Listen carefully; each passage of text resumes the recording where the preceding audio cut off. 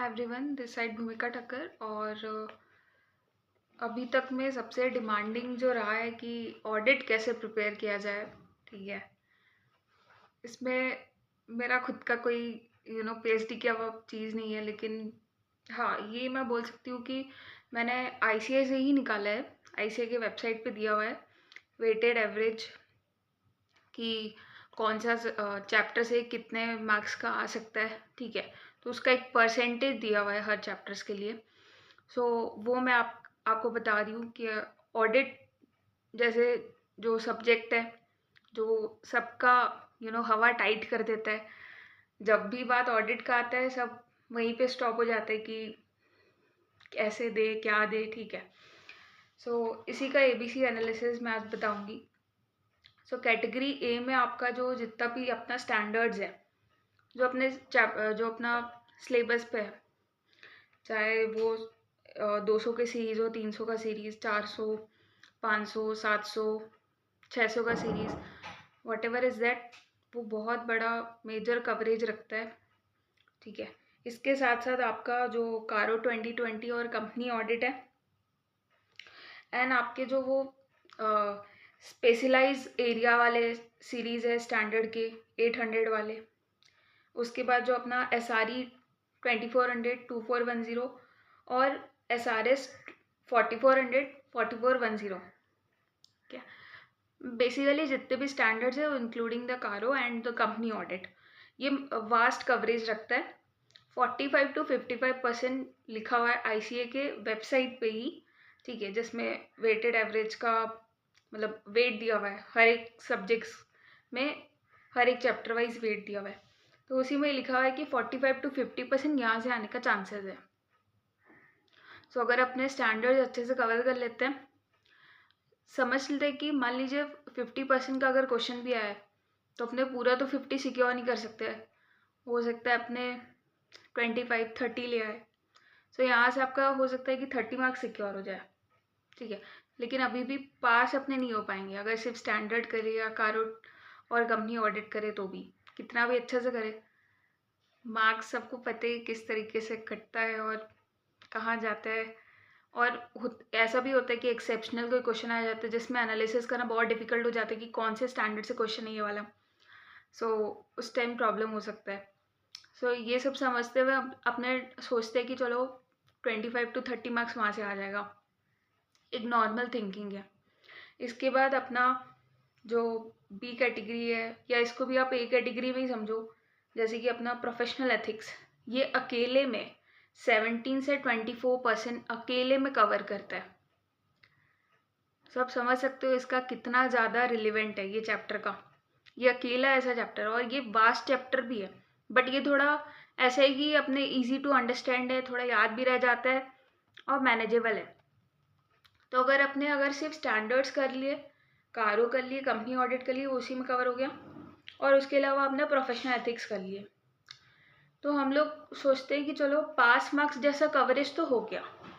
ठीक है, लेकिन सिर्फ पास मार्क्स जैसा करके जाना वो भी बहुत ज़्यादा मतलब रिस्की जोन हो जाता है अपने लिए। सो बी कैटेगरी में क्या है कि अगर अपने पीएसयू ऑडिट, इंटरनल ऑडिट और जो अपना ड्यू डिलिजेंस है, फॉरेंसिक ऑडिट और इन्वेस्टिगेशन वाले चैप्टर है, जो 5 चैप्टर्स हैं, पीएसयू, ड्यू डिलिजेंस, इन्वेस्टिगेशन, अपना फॉरेंसिक ऑडिट और अपना इंटरनल ऑडिट, और उसके साथ जो स्टैंडर्ड 610 आता है वो वाला, अगर वो अपने करके जाते हैं तो ये अकेले में 70 to 24% ये 5 चैप्टर मिला के कवरेज करते हैं। सो इससे भी अपना क्या होगा कि एक तो पास मार्क्स सिक्योर हो गया, और इसमें से कुछ क्वेश्चन आए तो चलो अपने अपने मार्जिन रखे जा रहे हैं। सो ये बी कैटेगरी हो गया। सो मेरे हिसाब से अगर आप जितना भी अभी मैंने बोला, अगर आप उतना करके जाते हो तो मेरे हिसाब से आप पास हो जाने चाहिए, और थोड़ा मार्जिन भी है तो पास होने का अच्छे से चांसेस है। देखो, अपने को एग्जामेशन तो लाना नहीं है। ऑडिट जैसे चैप्टर में अपने सोचते भी नहीं कि एग्जामेशन जैसा कोई चीज़ आ सकता है। जनरली अपने एफआर में सोचते हैं, एफएम में सोचते हैं, ग्रुप 1 है तो, और ग्रुप 2 है तो अपने आईडीटी में बहुत ज़्यादा ध्यान लगाते हैं कि उसमें आ सकता है। और आईबीएस के लिए मैंने बहुत से वीडियोस बनाए, उसमें भी मैं बोलती हूँ कि ये फ्री का मार्क्स है, उठा के आपको लाना चाहिए आईबीएस जैसे चैप्टर में एग्जामेशन। तो अपने वही सब चैप्टर्स में वही सब सब्जेक्ट्स में ज़्यादा फोकस करते हैं कि उसमें एग्जामेशन आ जाए, बट ऑडिट में तो ऑफकोर्स इतना सा फोकस करते ही कि अपने को पास चाहिए।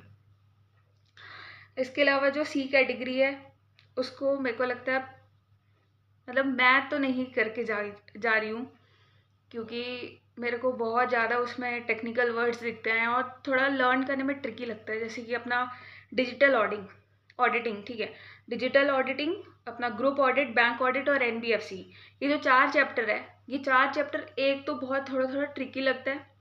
डिजिटल ऑडिटिंग स्पेशली, उसमें इतने टेक्निकल वर्ड्स यूज़ हुए हैं कंप्यूटर से रिलेटेड एंड ऑल, तो वो जनरली मेरे को याद नहीं होता। सो अगर ये 4 चैप्टर करते तब जाके उसका वेटेज है 3 to 6% का। 4 चैप्टर करने पे 3 to 6% का, चलो मान के पकड़ते हैं 5 मार्क्स का आएगा। एमसीक्यूज में चलो आगे ज़्यादा से ज़्यादा एक नंबर का, 2 नंबर का, कितना ही हो पाएगा। अगर 6% आईसीए बोल रहा है मैक्सिमम, हो सकता है 10% 10 मार्क्स तक आ जाए, तो भी कोई ये करके मेरे को नहीं लगता। तो इसको एकदम सी कैटेगरी में मैंने डाला हुआ है।